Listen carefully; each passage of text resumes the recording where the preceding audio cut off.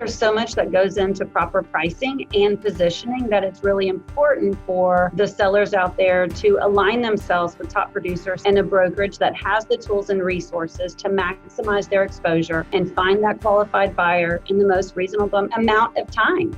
Hi, my name is Robin Connor, and I'm the president of Martha Turner Sotheby's International Realty. And today I have Jay Monroe, a top producer here at the central office, and Stephen Worrell, another great top producer at the central office here in Houston. Since real estate sells within a range of value, how do you help your sellers maximize the value of their home?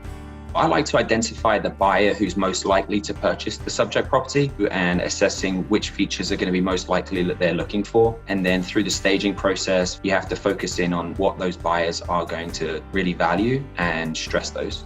In a hot market, pricing is even more important than ever. Buyers aren't going to overpay just because it's a strong market. They're still going to pay market value on properties they perceive as being a good deal. So that's why in a strong market, pricing is even more important to a seller.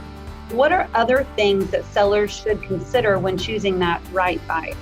If it's a singular bid, then you have to identify which of the parts of the contract you can still sustain as much control over. And in this hot market, though, where we're experiencing a tremendous amount of multiple bids and frequently they're going over asking price, I think it's more important than ever to assess as to whether the individuals who are presenting the offer have taken into account the competitiveness of the situation so that you can assess how they're going to perform throughout the rest of the contract.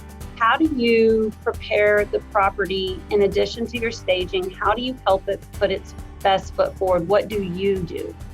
It's so important to declutter, like less is more. And it's really hard to tell some people, oh, your vase collection of these 50 vases is beautiful, but it's not going to work for the sale of this house. So less is more.